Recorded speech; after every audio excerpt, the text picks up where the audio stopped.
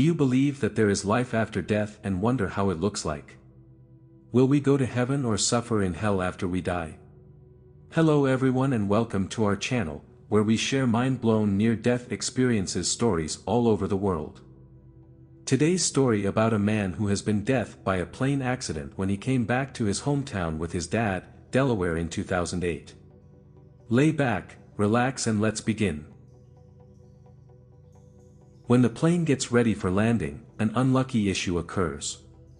It hit trees and goes directly to the mountainside. The plane flips over and crashes in a swamp, where snow and muck cover everything due to the force of the collision and the ripped holes in the fuselage. I am fully awake.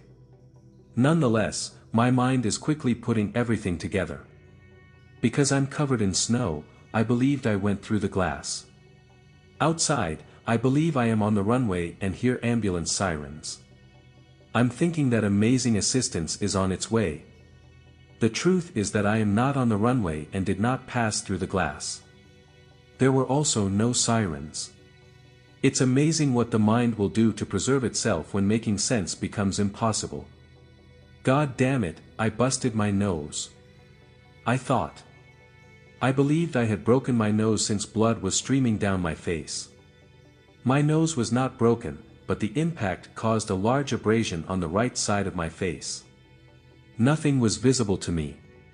It was pitch black, and my right arm was pinned beneath me, my fist in the center of my breastbone. I could move my left arm and hand. I was attempting to dig myself out of the snow. The mound appeared to go on forever, and the more I attempted to reach out and see if I could pull myself out, the more snow I felt. I then tried to move by pressing my legs and feet to liberate myself. I was lying on my stomach, my legs and feet extended behind me, and my right cheek was flat. My feet could barely kick a few inches. I was suffocated. I had no idea the jet had flipped and I was confined in my seat with the seatbelt at the moment. The man next to me had likewise pressed me against the window. When I couldn't move, I started hearing screams all around me. God helps us, my father said again and over. As though someone was walking on top of me, I felt conscious of pressure. Stop walking on me. I shouted. I became terrified by the shouts and sounds, and I began to feel as if I couldn't breathe. I was running out of oxygen. I reached for my father's hand or believed it was my father's hand. Daddy, I'm dying, I told him. His hand was trembling uncontrollably, like a leaf. This scared me to death. I couldn't see anything. I couldn't take a breath. I drew my hand away. I was 17 years old when I realized I was going to die. I was raised Catholic, so I began to wonder who and what I was sorry for that I needed to confess before I died. I began to consider the things for which I felt sorry, and in the middle of it, I just thought.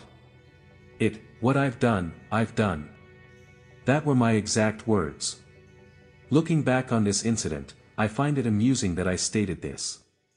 I'd had enough. It was too late, I reasoned. It's all over.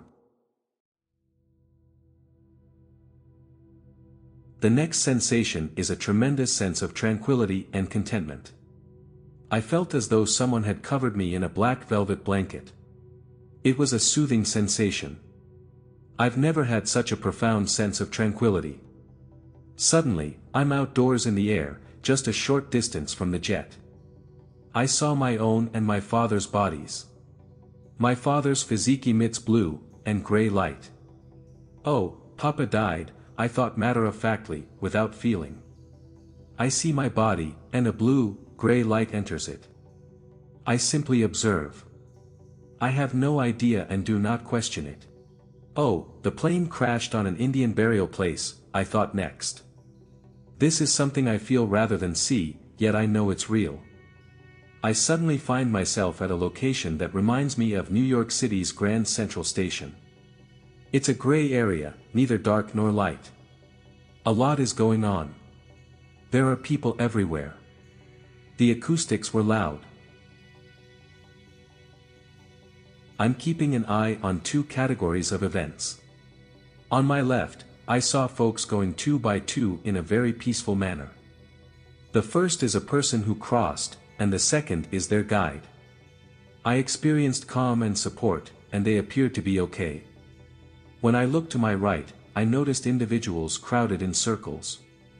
Their heads were all bowed, and I had a gloomy, sorrowful, and melancholy feeling. I experienced bewilderment and anxiety.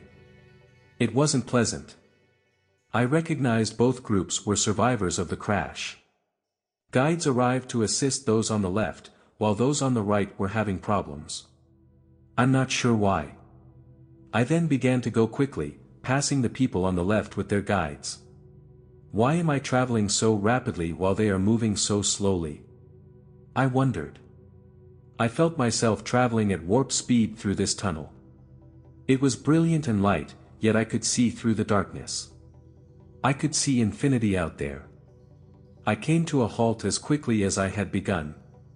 I was on what appeared to be the brink of a lake.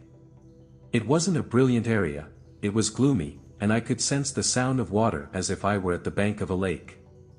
It was serene and rhythmic, as though small laps of water were hitting the coastline. I was alone, and everything was peaceful save for the sound of water, a river, or a lake. I suddenly heard laughter and laughing. Looking up and over this lake, river, split, or whatever, I noticed 3 shepherds on my far left. They resembled large cotton balls, although they were ethereal rather than thick. They were ecstatic to see me. I was aware of it. I had a feeling. Everything stated was psychic, as if energy ideas were being sent. Communication was quick. I didn't have to wait or consider it. Their joy and laughter spread like wildfire. All I wanted to do was go over there. It was quite appealing. I was eager to investigate what was so amusing. They instantly came to a halt and yelled, "No! We will travel to you." They were on my side in the next split second. They simply walked in, all 3 of them. They merged into me, and I understood how effective communication without words can be. It takes so long to say words. That was the final thing that occurred.